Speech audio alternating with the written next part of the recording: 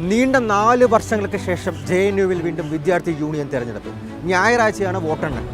ABVPയും ഇടത് സഖ്യവും തമ്മിൽ കടുത്ത പോരാട്ടം. ഐസ, AISF, SFI, DSF തുടങ്ങിയ സംഘടനകളാണ് ഇടത് സഖ്യത്തിലുള്ളത്. ബാപ്സയും NSUയും മത്സരരംഗത്ത്.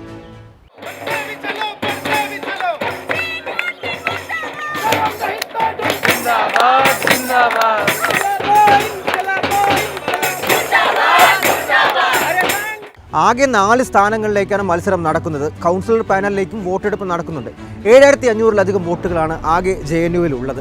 തിരഞ്ഞെടുപ്പിന്റെ പൂർണ്ണ ഉത്തരവാദിത്തം വിദ്യാർത്ഥികൾക്ക്. സ്റ്റുഡൻറ്റ് ഒരു GBM ഓർഗനൈസ് ചെയ്യും. അതിൽ സ്റ്റുഡൻറ്റ് കഴിഞ്ഞ വർഷത്തെ സ്റ്റുഡൻറ്റ് യൂണിയനാണ് വരുന്നത്. അവർ എല്ലാ സ്റ്റുഡൻറ്റിൻ്റെയും അനുവാദം ചോദിച്ചിട്ട് കുറേ ന്യൂട്രൽ സ്റ്റുഡൻസിൻ്റെ ഒരു ഗ്രൂപ്പ് ഉണ്ടാക്കും. ഏറ്റവും കൂടുതൽ വോട്ട് കിട്ടുന്ന സ്റ്റുഡൻ്റ് ആയിരിക്കും ഈസി ആയിട്ട് തിരഞ്ഞെടുക്കുന്നത്. ഇടതുപക്ഷം അടക്കി ഭരിക്കുന്നിടത്ത് ഒരു സീറ്റെങ്കിലും നേടിയെടുക്കാൻ ABVP. സിദ്ധാർത്ഥിന്റെ കൊലപാതകമടക്കം ചോദ്യങ്ങളായി ഉയർത്തുന്നുണ്ട് SFIക്കെതിരെ.